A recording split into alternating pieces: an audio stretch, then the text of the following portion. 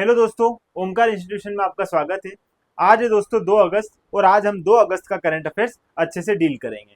Deal करने से पहले मैं आपको बता देना चाहूंगा, इसमें आज जो है हम दोस्तों बहुत कम समय में ज़्यादा से ज़्यादा जो है फैक्ट यहाँ पर देखेंगे। करंट अफेयर्स की सारी जो जितनी भी चर्चाएं हुई है आज की दैनिक विषय में, जितनी भी जो बातें हुई है आज की, वो सारी हम क्या करेंगे यहाँ पर अच्छे से डिस्कस करेंगे। चलो, जितनी भी दोस्तों यहाँ पर सुर्खियां हैं एक बार देख लीजिए। विश्व स्तनपान सप्ताह मनाया जाता है दोस्तों 1 से 7 अगस्त में, और 2014 में इसकी थीम क्या रही है और क्या है, क्या होता है स्तनपान, क्यों आवश्यक है इतना ये सारी बातें हम अच्छे से इसमें क्या करेंगे यहाँ पर समझेंगे। इसके बाद दोस्तों देखते हैं यहाँ पर विश्वव्यापी वेब दिवस प्रतिवर्ष 1 अगस्त को मनाया जाता है। विश्वव्यापी वेब दिवस WWW वर्ल्ड वाइड वेब जो है दोस्तों, उसके बारे में पूरी उसकी हिस्ट्री, उसके बारे में पूरी जानकारी मैं यहाँ पर दूंगा। क्यों मनाया जाता है, उसी उसी के स्मरण को ध्यान में रखकर हम जो है 1 अगस्त को मनाते हैं। आगे इस पर भी हम चर्चा करेंगे। अगला बिंदु है हमारा दोस्तों विश्व फेफड़े के कैंसर दिवस। हर साल 1 अगस्त को मनाया जाता है। विश्व फेफड़े का जो आप देखते हो दोस्तों, कई बार तंबाकू और बीड़ी सिगरेट का सेवन करने से फेफड़े का कैंसर होता है। तो इस बात को ध्यान में रखकर जो है प्रतिवर्ष 1 अगस्त को क्या मनाया जाता है, विश्व फेफड़ा कैंसर दिवस। तो यहाँ पर दोस्तों हम क्या करेंगे, इसके बारे में भी चर्चा करेंगे, क्यों होता है, क्या कारण है और क्या इसके उपचार है और निदान है। ठीक है, चलो अगला है दोस्तों पर्यावरण। राष्ट्रीय पर्वतारोहण दिवस प्रतिवर्ष 1 अगस्त को मनाया जाता है। सारे दिवस मैंने आज एक साथ इसलिए दिए, एक साथ आप दोस्तों इनको एक बार समझ लोगे तो अगस्त के जितने भी दिवस है वो आपको यहाँ पर क्या हो जाएंगे, लगभग लगभग रेडी हो जाएंगे। जितने भी दिन रहेंगे वो तो मैं आपको समझाऊंगा।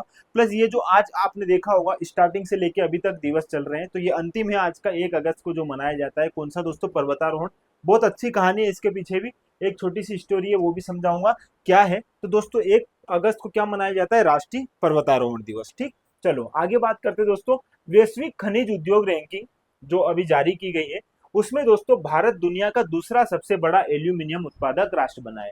भारत दूसरा जो है सबसे बड़ा क्या बना है, एल्यूमिनियम उत्पादक राष्ट्र। कई बार एग्जाम में सीधे सीधे पूछा जा सकता है कि उत्पादक के मामले में पूछा जाता है कि भारत इस क्षेत्र में लोहे में, चूने में, ठीक है, कि कौन से क्रम का उत्पादक राष्ट्र है, सीधा सीधा पूछा जाता है। सारी पूरी डिटेल दूंगा इसमें, सारी बातें बताऊंगा। अगला जो है दोस्तों यहाँ पर पेरिस ओलंपिक 2024 में भारत को मिला तीसरा कांस्य पदक। दोस्तों भारत ने फिर से जो है कांस्य पदक जीता है, और वो भी किसमें, शूटिंग में। ठीक है, लेकिन भारत ने अभी तक जो है कितने शूटिंग्स में मेडल जीते हैं उन सबको मैं बताऊंगा। पेरिस ओलंपिक के बारे में बताऊंगा, तीसरा किसने जीता है उनके बारे में बताऊंगा, पहला और दूसरा जो है इस ओलंपिक में जो है पेरिस ओलंपिक में जीता उनके बारे में अच्छे से हम डिस्कस करेंगे। तो सारे बिंदु हमारे यहाँ पर क्या करेंगे, हम ओलंपिक से संबंधित जो है वो कवर करेंगे। ठीक है, चलो ये है पेरिस ओलंपिक। अब आगे, अब इस पर भी हम चर्चा करेंगे। उससे पहले एक और समझ लीजिए दोस्तों, यहाँ पर केंद्र शासित प्रदेश जम्मू और कश्मीर के कश्मीर शहर को विश्व शिल्प परिषद अंतरराष्ट्रीय द्वारा विश्व शिल्प शहर का प्रतिष्ठित प्रमाण पत्र प्रदान किया गया है। ये एक क्या है दोस्तों, अंतरराष्ट्रीय परिषद है, विश्व शिल्प परिषद, जो क्या करती है दोस्तों, शिल्प से संबंधित जितने भी जो शहर है उनको क्या करती है, प्रमाण पत्र प्रदान करती है, जो बेहतर करते हैं शिल्प के क्षेत्र में।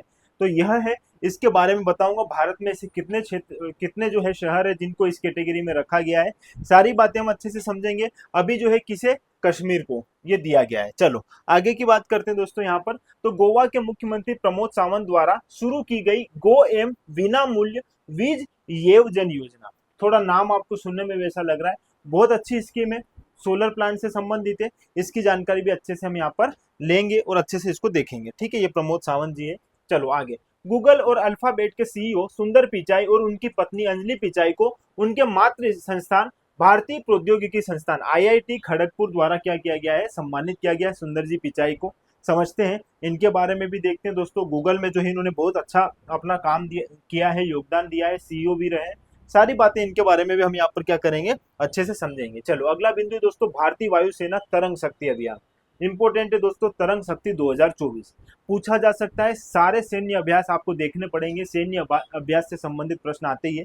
और वायुसेना के संदर्भ में अगर देखोगे दोस्तों, तो ये एक बहुपक्षीय है, बहुपक्षीय सैन्य अभ्यास है वायुसेना का। इंपोर्टेंट है, क्यों शुरू किया गया है, इसके जो है क्या परिणाम रहेंगे, सारी बातें अपन यहाँ पर इस पर जब चर्चा करेंगे तब समझेंगे। ठीक है, तो ये आज के सारे बिंदु हैं और इन बिंदुओं को आपने एक बार देख लिया है।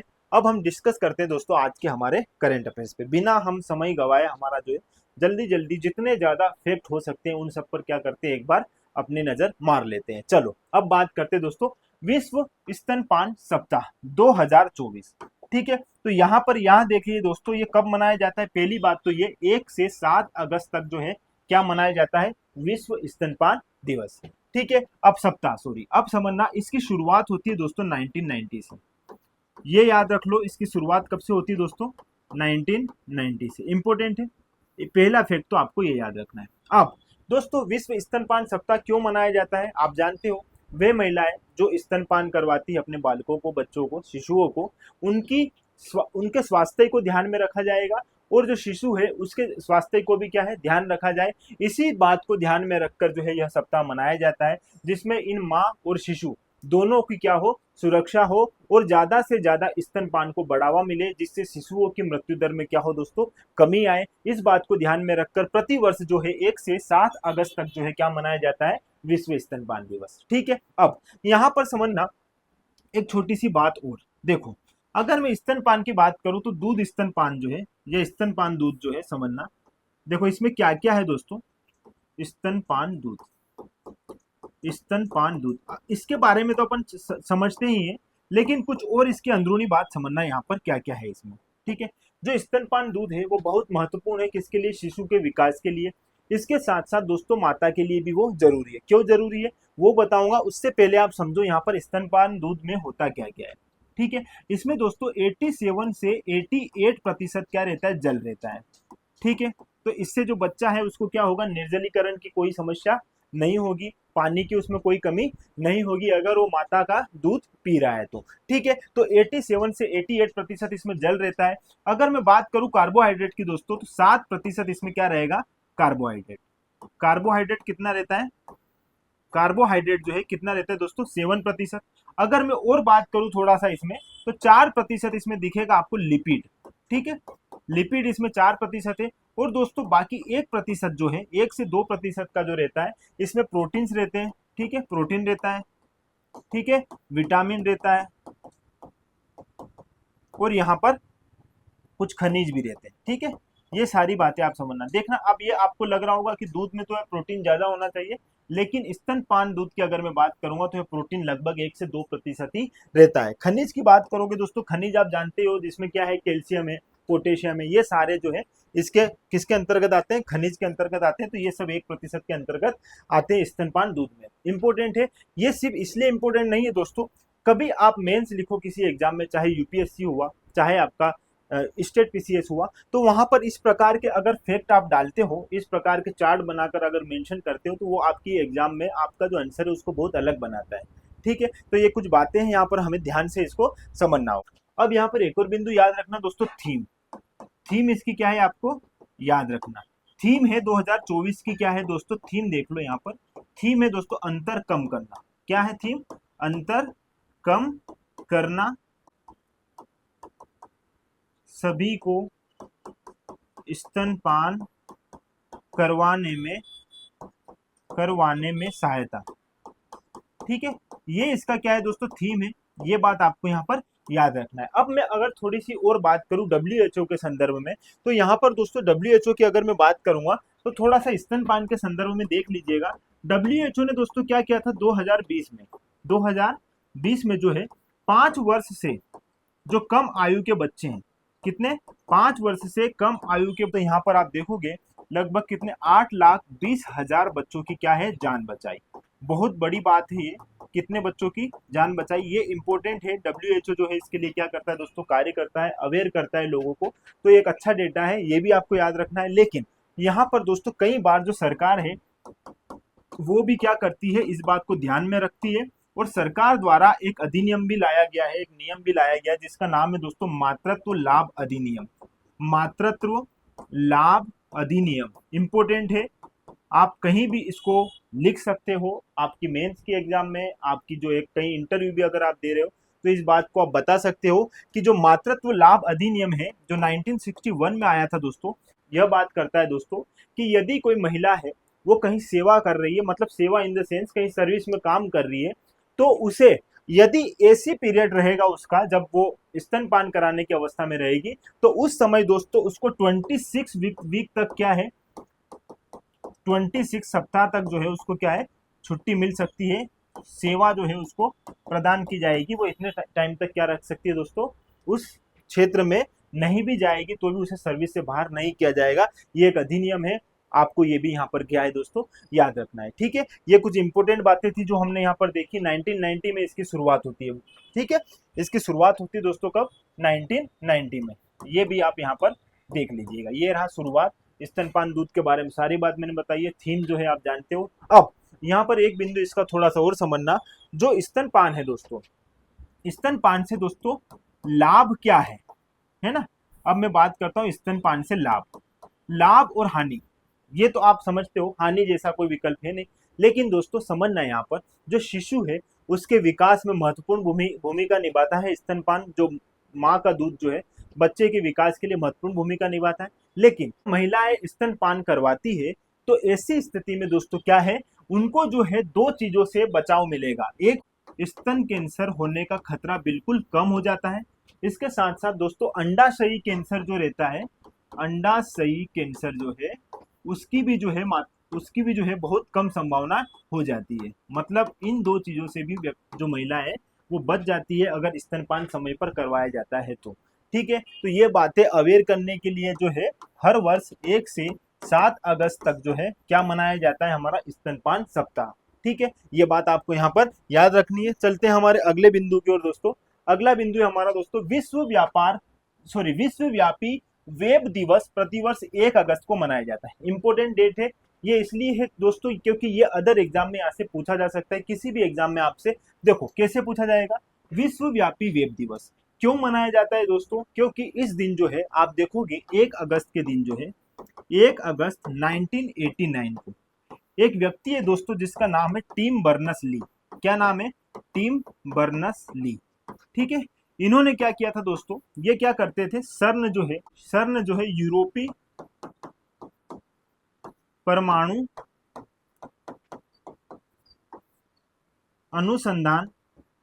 अनुसंधान संगठन। ठीक है, ये बात आप जानते हो। इसमें क्या करते थे, ये काम करते थे। कौन काम करते थे, टिम बर्नर्स ली 1989 में।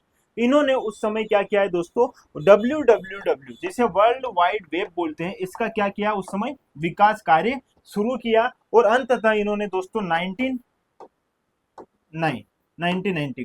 1990 में पूर्णतः इसका क्या कर लिया, इस ब्राउजर का क्या कर लिया दोस्तों, इन्होंने विकास किया। ठीक है, ब्राउजर का इन्होंने क्या कर लिया, विकास कर लिया। ये बात आप यहाँ पर याद रखना, इंपॉर्टेंट है दोस्तों। फिर क्या होता है, फिर ये जो है 6 अगस्त 1991 को, कब, 6 अगस्त 1991 को दुनिया की पहली वेबसाइट जो है बनाते हैं। क्या बनाते हैं, दुनिया की पहली वेबसाइट। क्या बनाते हैं, दुनिया की पहली वेबसाइट। ठीक है, अब आपको पता चलेगा इस वेबसाइट के बारे में।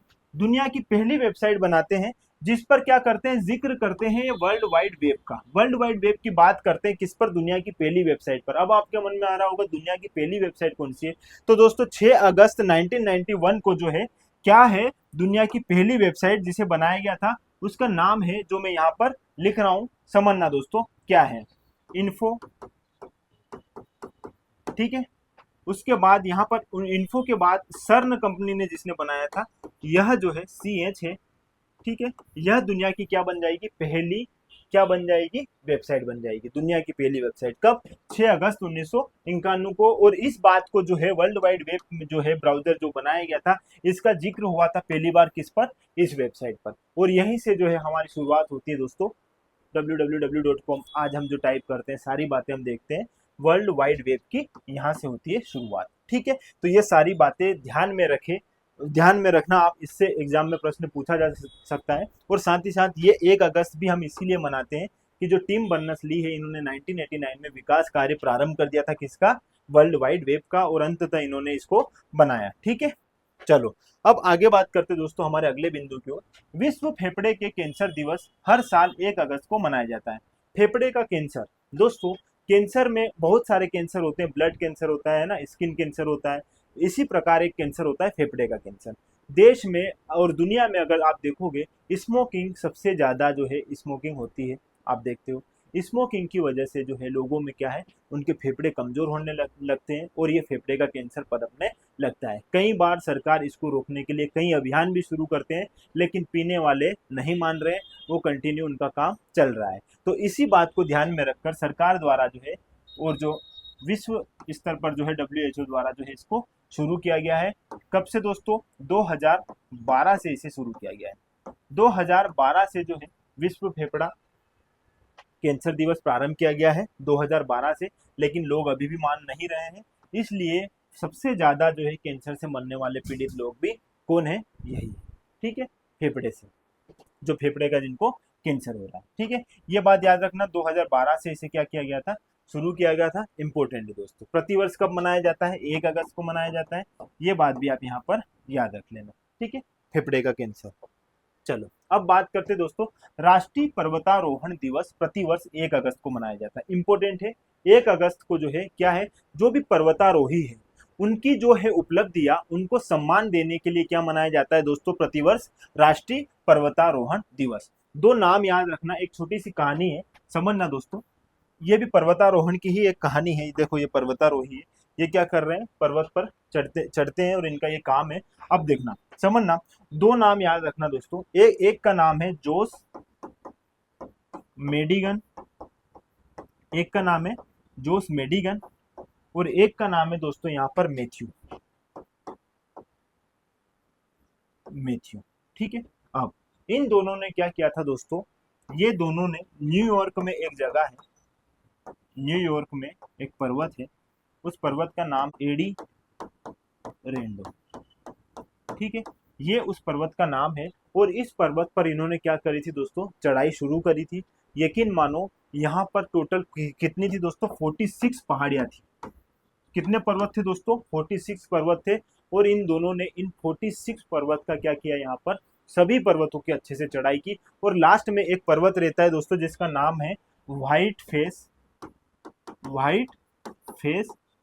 माउंटेन। क्या नाम रहता है? White face mountain. और इस माउंटेन को जो है, लास्ट में यही माउंटेन बचता है जिसको ये 1 अगस्त 2015 को जो है क्या करते हैं? अंतिम रूप से चढ़ाई इसकी कंप्लीट करते हैं। इसीलिए दोस्तों 1 अगस्त को हमारा क्या मनाया जाता है? पर्वतारोहण दिवस। इन्हीं को याद किया जाता है इस दिवस के रूप में। तो ये इंपॉर्टेंट है, इन दोनों के नाम आपको कभी नहीं पूछेगा, 1 अगस्त जरूर याद रखना। एक छोटी सी कहानी समझाइए दोस्तों कि इन दोनों ने क्या किया? 46 पर्वतों को एक साथ चढ़ा, और इन्हीं को आज याद किया जाए, इनकी उपलब्धि को याद किया जाए। इसीलिए जो है 1 अगस्त को क्या मनाया जाता है दोस्तों? राष्ट्रीय पर्वतारोहण दिवस, ठीक है। चलो अब बात समझना, वैश्विक खनिज उद्योग रैंकिंग इंपॉर्टेंट है दोस्तों। वैश्विक उद्योग खनिज रैंकिंग जारी की गई है। इसमें जो है भारत दुनिया का दूसरा सबसे बड़ा एल्यूमिनियम उत्पादक राष्ट्र बन गया है। कौन सा दोस्तों? दूसरा। अगर मैं एल्यूमिनियम की यहाँ पर बात करूं, किसकी? एल्यूमिनियम की बात करूं तो भारत दूसरा यहाँ पर क्या हो गया? उत्पादक राष्ट्र। इंपॉर्टेंट है, आपसे यहाँ से प्रश्न पूछा जा सकता है। अगर दोस्तों यहाँ पर मैं चूना पत्थर की बात करूं, चूना पत्थर की मैं बात करूंगा, तो दोस्तों भारत जो है तीसरा सबसे बड़ा क्या है? चूना उत्पादक राष्ट्र बन गया है। ये बात भी आप यहाँ पर याद रखो। अगर मैं दोस्तों लौह इस्पात की बात करूं, लौह इस्पात की अगर मैं यहाँ पर बात करता हूं, तो भारत जो है चौथा विश्व का सबसे बड़ा उत्पादक राष्ट्र बन गया है। इंपॉर्टेंट है, ये बात आपको यहाँ पर क्या करनी है? याद रखनी है। सीधा सीधा एग्जाम में पूछा जाएगा। अभी जो है वैश्विक स्तर पर ये जो है लिस्ट जारी की गई है। 3 नाम याद रखना। सेकेंड जो है हम किसमें? एल्यूमिनियम उत्पादक राष्ट्र है। भारत तीसरा सबसे बड़ा चूना उत्पादक राष्ट्र है। और चौथा अगर बात करो दोस्तों लौह इस्पात में, भारत चौथा सबसे बड़ा उत्पादक राष्ट्र है, ठीक है। इतनी बात समझ में आई। भारत विश्व में दूसरा सबसे बड़ा एल्यूमिनियम उत्पादक राष्ट्र बन गया है। तो अब यहाँ पर कुछ एल्यूमिनियम संयंत्र है दोस्तों, उनको समझना, जो सीधे सीधे एग्जाम में यहाँ से प्रश्न बनते हैं। चलो सबसे पहले बात करते हैं इंडाल्को। इंडाल्को जो है दोस्तों, यह जेके नगर पश्चिम बंगाल में जो है इसे स्थापित किया गया था। यहाँ पर इसका केंद्र है और 1937 में इसकी स्थापना की गई। आगे बात करते हैं दोस्तों इंडाल की, तो यह मुरी में है, झारखंड में, ठीक है। और झारखंड तथा पश्चिम बंगाल में इसके जो है संयंत्र स्थापित किए गए हैं 1938 में। हिंडाल्को की अगर मैं बात करूं दोस्तों, रेणुकूट मध्य प्रदेश में स्थापित है ये दोस्तों, 1958 में इसे स्थापित किया गया। अगला है दोस्तों माल्को। माल्को जो है यह सलेम तमिलनाडु में स्थित संयंत्र है जो 1965 में स्थापित किया गया था। अब जो बाल्को है वो कोरबा छत्तीसगढ़ में इसे स्थापित किया था 1965 में। और जो नाल्को है दोस्तों उसे जो है उड़ीसा में स्थापित किया गया था 1981 में। सारी बातें इंपॉर्टेंट है, आपको यहाँ पर सीधे सीधे डेट इनकी पूछ सकता है कौन सा कहाँ पर है, इस प्रकार भी आपको यहाँ पर क्या है दोस्तों याद रखना पड़ेगा। चलो अगला हमारा बिंदु यहाँ पर पेरिस ओलंपिक 2024। पेरिस ओलंपिक 2024 की मैं अगर बात करूं यहाँ पर, तो भारत को मिला तीसरा कांस्य पदक। भारत को कौन सा दोस्तों, तीसरा कांस्य पदक जो है प्राप्त हुआ है। तीसरा कांस्य पदक किसे मिला है ये देख लीजिए। फिर हम बात करते हैं पेरिस ओलंपिक की। तो स्वप्निल जो है दोस्तों, कौन है दोस्तों, स्वप्निल जो है, स्वप्निल को क्या मिला है दोस्तों यहाँ पर, तीसरा ब्रॉन्ज। ठीक है, मतलब इनके पहले भी जो है 2 ब्रॉन्ज मिल चुके हैं। तो दोस्तों 2 ब्रॉन्ज और किन किन लोगों को मिले हैं, तो मनु भाकर जो है उनको भी मिला है। और एक और जो है मनु भाकर के साथ जो है आप देखोगे सरबजोत। ठीक है, मनु भाकर व सरबजोत। तो ये तो है दोस्तों अभी के हमारे, अभी के जो 2024 में जो पेरिस ओलंपिक हुआ है उसमें हमें किसमें, तीनों जो मिले हैं किसमें मिले हैं, शूटिंग में मिले हैं। ठीक है, अब एक बार इनके बारे में मैं आपको समझा देता हूं, फिर मैं बताऊंगा दोस्तों कि अभी तक ओलंपिक के इतिहास में भारत को कितने शूटिंग में मेडल मिले हैं, किन किन व्यक्तियों को मिले हैं, कौन से ओलंपिक में मिले हैं और कौन सा पदक मिला है। ठीक है, लेकिन अभी हाल ही में 2024 की बात हम करते हैं, तो यहाँ पर पहला जो है दोस्तों किसे मिला था, मनु भाकर को मिला था। कब मिला था दोस्तों, तो इनको 10 मीटर एयर पिस्टल में मिला था। ठीक है, 10 मीटर एयर पिस्टल की इंडिविजुअल स्पर्धा में इन्होंने ये पदक प्राप्त किया। फिर दोस्तों इन्होंने क्या किया, मनु भाकर ने सरबजोत सिंह जो है उनके साथ मिलकर जो है दोस्तों फिर से जो इन्होंने 10 मीटर एयर पिस्टल में क्या फिर से जो है कौन सा मेडल, कांस्य पदक। ठीक है, दोनों टाइम इन्होंने क्या जीता है दोस्तों, कांस्य पदक। ठीक है, ये बात आपको समझ में आई। चलो अब बात करते हैं यहाँ पर तीसरे मेडल की। स्वप्निल जो है दोस्तों, इन्होंने जो है क्या है अभी तीसरा ब्रॉन्ज मेडल जीता है, लेकिन इनकी कैटेगरी अलग है। इन्होंने दोस्तों किसमें जीता है, 50 मीटर राइफल 3 प्रतिस्पर्धा में। ठीक है, इन्होंने इसमें क्या जीता है दोस्तों, यहाँ पर ब्रॉन्ज जीता है। तो इस प्रकार भारत ने कितने 2024 के पेरिस ओलंपिक में कितने 3 मेडल यहाँ पर हमने जीते हैं, और तीनों क्या जीते हैं दोस्तों, ब्रॉन्ज जीते हैं। हरियाणा की जो है मनु भाकर जो है झज्जर हरियाणा की है, और स्वप्निल जो है ये कोल्हापुर से। कहाँ से दोस्तों, ये भी याद रख लेना, कोल्हापुर से है। कोल्हापुर में भी कहाँ पर दोस्तों, कोल्हापुर में आप देखोगे इनको तो ये महाराष्ट्र में। ठीक है, महाराष्ट्र में जो है आपको दिखेंगे। अब मेरी बात समझना, ये सारी बातें आपको समझ में आई। पहले हम बात करते हैं थोड़ी सी पेरिस ओलंपिक की, फिर हम बात करेंगे हमारे पदक की। दोस्तों पेरिस ओलंपिक जो है यह तीसरा क्रम है पेरिस में होने वाले ओलंपिक खेलों का।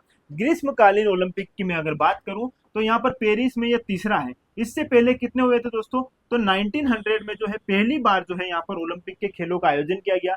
फिर दूसरा जो है दोस्तों 1924 में हुआ, याद रखना ये बात भी। और तीसरा दोस्तों कब हुआ, यह जो है 2024 में। ठीक है, 2024 में भी हुआ। तो इस प्रकार 3 बार जो है पेरिस में खेलों का आयोजन हुआ। इसके साथ साथ अगर आप देखोगे एक और कंट्री है जहां पर 3 बार क्या हुआ है दोस्तों, ओलंपिक खेलों का आयोजन हुआ है इन्हीं ग्रीष्मकालीन ओलंपिक का, जैसे लंदन। अगर मैं अब यहाँ पर लंदन की अगर बात करूं दोस्तों, तो देखना समझना, यहाँ पर लंदन में भी जो है 3 बार क्या हुआ है, खेलों का आयोजन हुआ है। पहली बार हुआ था 1908 में। ठीक है, दूसरी बार हुआ था दोस्तों 1948 में, और तीसरी बार हुआ था 2012 में। तो ये दोनों कंट्रियां ऐसी है जहां पर क्या है, जहां पर 3-3 बार जो है ओलंपिक खेलों का आयोजन हो चुका है। चलो अब थोड़ा सा बात करते हैं पेरिस ओलंपिक की और दोस्तों। तो पेरिस ओलंपिक जो है वर्तमान 2024 वाला है, 128 साल के इतिहास में पहली बार ऐसा हुआ है कि ओपनिंग सेरेमनी जो है स्टेडियम में नहीं होकर बाहर मनाई गई है। ठीक है, तो कौन सी नदी पर दोस्तों, तो सीन नदी पर इसकी क्या हुई है, ओपनिंग सेरेमनी। सीन नदी याद रख लेना, इंपॉर्टेंट है। क्या दोस्तों, सीन नदी यहाँ पर इंपॉर्टेंट है। तो ये एक बड़ा रोचक तथ्य है किसके बारे में, पेरिस ओलंपिक के बारे में। अगर इसके शुभंकर की मैं बात करूं दोस्तों, किसके शुभंकर की अगर मैं बात करूं, तो इसका शुभंकर क्या है, फ्रीज। एक टोपी है दोस्तों, क्या है ये, एक टोपी है जिसमें लाल नीला सफेद रंग है। ठीक है, ये बात भी आपको क्या है यहाँ पर याद रखना है। अब जो पेरिस ओलंपिक है इसके जो है ध्वजवाहक कौन रहे हैं, कौन? अगर मैं यहाँ पर ध्वजवाहक की बात करूं, ध्वजवाहक कौन रहे हैं दोस्तों इसके, तो दो नाम आपको याद रखना है। एक नाम याद रखना है पीवी सिंधु, और एक नाम याद यहाँ पर क्या रखना है आपको, शरद कमल। ठीक है, शरद कमल, दोनों नाम इंपोर्टेंट है। दोनों नाम क्या है दोस्तों, इंपोर्टेंट है। यहाँ पर याद रखना है आपको, दोनों के लिए इंपोर्टेंट है। क्यों? क्योंकि दोनों क्या रहे हैं, ध्वजवाहक रहे हैं। ठीक है, और ये पीवी सिंधु है, यह भी ऐसी महिला है दोस्तों, भारतीय ऐसी महिला है जिन्होंने क्या है, 2 ओलंपिक में मेडल जीते हैं। तो 2 ओलंपिक में मेडल जीतने वाली महिला कौन है? 2 ओलंपिक में मेडल जीतने वाली पहली भारतीय एथलीट। ठीक है, एक बात तो आपको यहां पर समझना है। लेकिन अब क्या हो जाएगा दोस्तों, एक ही ओलंपिक में 2 मेडल जीतने वाली कौन पहली भारतीय महिला खिलाड़ी हो जाएगी? मनु भाकर। अब यहां पर एक बात याद रखना, एक ही ओलंपिक में, किसकी बात कर रहा हूं दोस्तों, एक ही ओलंपिक में कितने? 2 मेडल जीतने वाली जो है खिलाड़ी कौन हो गई? 2 मेडल जीतने वाली खिलाड़ी कौन हो गई दोस्तों? यहाँ पर आपकी मनु भाकर। ठीक है, मनु भाकर, ये बात भी आप यहाँ पर याद रखना। इन्होंने कब का जीता? 2016 में और 2020 के टोक्यो ओलंपिक में। और इन्होंने दोनों कब जीते? 2024 में। अब 2024 में जो है पीवी सिंधु ने इतना अच्छा प्रदर्शन नहीं किया और ये क्वालिफाई राउंड में ही बाहर हो गई है। ठीक है, शरद कमल जी की अगर मैं बात करूं तो ये टेबल टेनिस खिलाड़ी है। किस खेल से संबंधित है दोस्तों? ये टेबल टेनिस खेल से संबंधित है। ठीक है, इतनी बात आपको यहाँ पर समझ में आई। अब यहाँ पर फिर से हम बात करेंगे दोस्तों, किसकी? यहाँ पर हम फिर से बात करेंगे हमारे शूटिंग की। ठीक है, तो शूटिंग में हमने अभी तक जो है 2024 में तो कितने मेडल जीत लिए दोस्तों? 3। ठीक है, अगर मैं शूटिंग का इतिहास बताऊं आपको, कि शूटिंग का इतिहास अगर हम यहाँ पर देखेंगे तो क्या है वो समझ लीजिए। देखो दोस्तों, शूटिंग में भारत द्वारा अभी तक कितने मेडल जीते गए हैं, एक बार उनको भी अपनी नजरों के सामने निकाल दीजिए, ताकि एग्जाम में आप बेहतर तरीके से सही आंसर तक पहुंच जाओ। ठीक है, चलो अब बात करते हैं दोस्तों यहाँ पर 2004 में एथेंस ओलंपिक हुए थे, और उनमें दोस्तों राज्यवर्धन सिंह राठौर साहब ने क्या जीता है? यहाँ पर सिल्वर मेडल जीता है। इंपोर्टेंट है, ये भी शूटिंग से संबंधित है, लोकसभा के सदस्य भी रहे, राजनेता भी है, आप जानते हो इनके बारे में। लेकिन यहाँ पर हम शूटिंग के संदर्भ में अगर देखेंगे तो इन्होंने 2004 में दोस्तों क्या है, शूटिंग में जो है कौन सा मेडल? सिल्वर मेडल जीता था। उसके बाद बात करते हैं 2008 में, तो बीजिंग ओलंपिक में दोस्तों अभिनव बिंद्रा ऐसे व्यक्ति है जो व्यक्तिगत रूप से जो है पहली बार गोल्ड लेकर आए थे। व्यक्तिगत रूप से भारत को पहला गोल्ड दिलाने वाला व्यक्ति कौन है? अभिनव बिंद्रा जी जो है, ये भी है 10 मीटर एयर राइफल में इन्होंने जीता था, गोल्ड जीता था। क्या जीता था? गोल्ड जीता था। अब 2012 की मैं बात करूंगा दोस्तों, लंदन ओलंपिक हुए थे 2012 में, और गगन नारंग ने यहाँ पर दोस्तों क्या जीता था? ब्रोंज जीता था। फिर बात करते हैं दोस्तों 2012 में लंदन ओलंपिक की, तो विजय कुमार ने यहाँ पर सिल्वर जीता था। तो ब्रॉन्ज और सिल्वर भी हमने कहां पर जीता था दोस्तों? लंदन ओलंपिक में, शूटिंग में ही जीते थे। ये भी 2 मेडल है ना, ये बात आपने इतनी याद रख ली। लेकिन अगर 2024 की आपने बात देखी दोस्तों, तो यहाँ पर हमने कितने मेडल जीत लिए? 3 मेडल जीत लिए। ठीक है, कितने? 3 मेडल। तो टोटल ओवरऑल कितने मेडल हो गए अब हमारे पास? 7 मेडल हो गए। ठीक है, शूटिंग में। तो ये बात आप यहाँ पर याद रख लेना, इंपॉर्टेंट है ये फैक्ट। अगर आपसे किसी भी प्रकार से बने, क्योंकि दोस्तों क्या होता है, अभी आपने देख लिया कि शूटिंग 2024 में हमने मेडल जीत लिया, लेकिन अगर एग्जामिनर जो है 2004 से देख लेगा कि 2004 में किसने जीता, 8 में किसने जीता, 12 में किसने जीता, लेकिन 12 के बाद सीधा हम कहा 24 में ये मेडल लाए दोस्तों। 12 साल का हमारे पास शूटिंग में कोई भी मेडल नहीं था, लेकिन मनु भाकर ने सबसे पहले 2024 के ओलंपिक गेम में ब्रॉन्ज मेडल जीतकर ये जो है इतना लंबा जो समय था इसको क्या कर दिया है, अब समाप्त कर दिया है। ठीक है, चलो आगे हमारा अगला बिंदु है दोस्तों। अगला बिंदु हमारा दोस्तों, केंद्र शासित प्रदेश जम्मू और कश्मीर के कश्मीर शहर को, किसको दोस्तों? कश्मीर शहर को विश्व शिल्प परिषद अंतरराष्ट्रीय द्वारा विश्व शिल्प शहर का प्रतिष्ठित प्रमाण पत्र प्रदान किया गया। दोस्तों समझना, यह एक परिषद है, विश्व शिल्प परिषद अंतरराष्ट्रीय।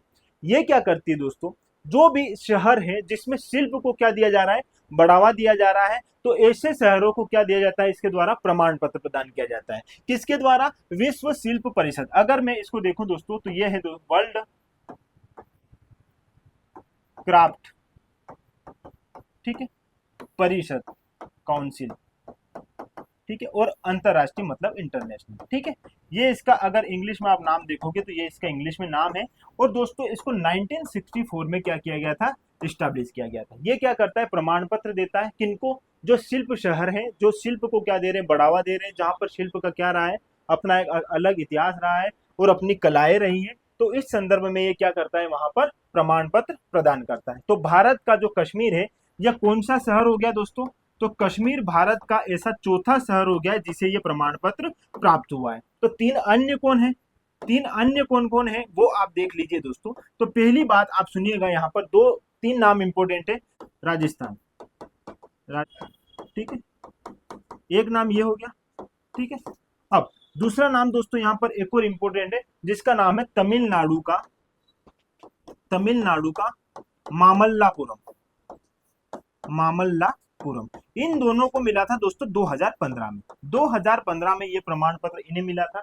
फिर दोस्तों यहाँ पर आओगे कर्नाटक, तो कर्नाटक का जो मैसूर है, मैसूर, मैसूर कर्नाटक जो है, इसे 2018 में ये प्रमाण पत्र प्रदान किया गया है। तो इस प्रकार वर्तमान में भारत में कितने, 4 ऐसे शहर हैं। कश्मीर का इतिहास 4000 साल पुराना है दोस्तों। और यहाँ पर जो आप देखोगे, यहाँ पर मध्य एशिया, और मध्य एशिया के साथ साथ दोस्तों आप यहाँ पर अगर इसकी शिल्प शिल्प जो देखोगे, इसकी शिल्प पर किसका प्रभाव है, तो यहाँ देखोगे आप मध्य एशिया व ईरान, मध्य एशिया व ईरान का यहाँ की जो है शिल्प है उस पर प्रभाव है। आप देखोगे यहाँ पर जो आज भी कालीन बनाई जाती है उसमें इस प्रकार का प्रभाव देखोगे, लकड़ियों से जो शिल्प बनाई जाती है उनमें इस प्रकार का प्रभाव देखोगे। तो इस प्रकार आपके लिए ये क्या है दोस्तों, यहाँ पर इंपॉर्टेंट है, ये फैक्ट आपको यहाँ पर क्या करना है, याद रखना है, ठीक है। तो भारत का चौथा ऐसा शहर बन गया है कश्मीर, जिसे किसके द्वारा, वर्ल्ड क्राफ्ट काउंसिल इंटरनेशनल द्वारा क्या दिया गया है, प्रमाण पत्र दिया गया है, ठीक है। चलो आगे बात करते हैं दोस्तों। गोवा के मुख्यमंत्री प्रमोद सावंत द्वारा शुरू की गई गोएम बिना मूल्य वीज योजन योजना, नाम से थोड़ा अलग लग रहा है लेकिन योजना बड़ी मस्त है, समझना क्या है दोस्तों। गोवा के जो मुख्यमंत्री है प्रमोद जी सावंत, इन्होंने एक योजना का निर्माण किया है। इस योजना में जो आवासीय क्षेत्र में निवास करने वाले लोग हैं, यदि उनकी सालाना, कितनी दोस्तों, सालाना मतलब साल भर में 400 या इससे कम इकाई खर्च हो रही है किसमें, बिजली में, तो ऐसे घरों में या ऐसे घरों की छतों में क्या बनाया जाएगा दोस्तों, सोलर प्लांट बनाया जाएगा। ये क्या करेगा, सोलर प्लांट वहां पर बिजली निर्मित करेगा, जिससे परंपरागत जो बिजली जहां से पाई जा रही है, जहां से लिया जा रहा है, उस पर अधिक प्रभाव नहीं पड़ेगा। और जो व्यक्ति आवासीय क्षेत्र वाले हैं वो अपनी लाइट का, जो सोलर लाइट के प्रयोग से ही क्या कर लेंगे, अपना घर का जो है सारा काम जो है उसी से कर पाएंगे। इससे क्या होगा दोस्तों, इससे जो परंपरागत बिजली जो हमें खपत हो रही है बिजली की, वो क्या होगी, कम होगी। और यह जो है सोलर प्लांट तो आप जानते हैं दोस्तों, इससे किसी प्रकार की कोई हानि भी नहीं होती है, ठीक है। तो ये एक अच्छा कॉन्सेप्ट है जो किसके द्वारा, गोवा के मुख्यमंत्री जी प्रमोद सावंत द्वारा जो है इसे लाया गया है, किस योजना के रूप में, तो इस गो एम बिना मूल्य बीज योजन योजना, याद रखना दोस्तों, अच्छा कॉन्सेप्ट है, बहुत अच्छा कॉन्सेप्ट है, ठीक है। चलो अब आगे बात करते हैं दोस्तों, यहाँ पर गूगल और अल्फाबेट के सीईओ सुंदर पिचाई और उनकी पत्नी अंजलि पिचाई को उनके मातृ संस्थान भारतीय प्रौद्योगिकी संस्थान आईआईटी खड़गपुर द्वारा सम्मानित किया गया है। जो पिचाई जी जो है, सुंदर पिचाई जी जो है, ये दोस्तों अमेरिका गए, फिर इन्होंने वहाँ गूगल कंपनी ज्वाइन की, बहुत अच्छा इन्होंने काम किया, समय के साथ फिर वहां पर ये सीईओ भी बने, बहुत अच्छी उपलब्धि थी ये, ठीक है। और इसके साथ साथ दोस्तों अब जो है जहां पर इन्होंने पढ़ाई प्रारंभ करी थी आईआईटी खड़गपुर में, वहां से इन्हें डॉक्टरेट की, कौन सी दोस्तों, डॉक्टरेट की उपाधि से सम्मानित किया गया है। मतलब अब ये सुंदर पिचाई नहीं रहे हैं, ये डॉक्टर सुंदर पिचाई बन गए हैं। तो ये फैक्ट भी इंपॉर्टेंट था। कहां से दोस्तों इन्होंने पढ़ाई करी थी, आईआईटी खड़गपुर से, याद रखना इनका मातृ संस्थान है ये, ठीक है। और इनकी पत्नी को भी यहाँ पर इसी से सम्मानित किया गया है। चलो आगे बात करते हैं दोस्तों, भारतीय वायुसेना तरंग शक्ति अभियान 2024, बहुत इंपॉर्टेंट है, सीधा सीधा प्रश्न बन सकता है कि जो तरंग शक्ति अभियान जो है ये किस सेना से संबंधित, वायुसेना, जल सेना, थल सेना, है ना। तो यहाँ पर दोस्तों किससे संबंधित है, वायुसेना से, ठीक है। और वायुसेना का दोस्तों ये क्या है, एक बहुपक्षी अभ्यास है, बहुपक्षी अभ्यास है, ये भी आप यहाँ पर याद रखना। इस अभ्यास का उद्देश्य क्या है दोस्तों, जटिल स्थानों पर अभ्यास, ये इसका मुख्य उद्देश्य है दोस्तों। जटिल स्थानों पर अभ्यास किए जाएंगे, प्लस जो सहयोगी जो है देश, इनके सहयोगी देश के साथ समन्वय स्थापित करना। ठीक है, ये बात आप यहां पर याद रखना, ये इसका उद्देश्य है। लेकिन अब मैं थोड़ी सी और इसकी बात समझाता हूं दोस्तों। यहां पर देखना कितने, लगभग 51 देशों को यहां पर आमंत्रित किया गया है और यहां पर 30 देशों ने इसमें क्या किया है दोस्तों, भाग लिया है। ठीक है, 30 देशों ने इसमें क्या लिया है, भाग लिया है। और ये सब मिलकर क्या करेंगे, ये इस तरंग शक्ति अभ्यास को क्या करेंगे, प्रारंभ करेंगे। ठीक है, अब ये प्रारंभ कहां पर होगा, ये इंपॉर्टेंट बात है। दो जगह है, दो जगह जो है आपको यहाँ पर याद रखना है। एक है दोस्तों तमिलनाडु और एक है राजस्थान। ठीक है, 2 चरण में इसको पूरा किया जाएगा। देखो कब कब, तो ये चलेगा अगस्त से सितंबर तक। कब से, अगस्त से सितंबर, ये दोनों बातें आपको यहाँ पर याद रखनी। अब अगस्त से सितंबर तक, कब तक, तो दोस्तों तमिलनाडु में चलेगा ये 6 अगस्त से लेके, 6 अगस्त से लेके चलेगा ये 14 अगस्त तक।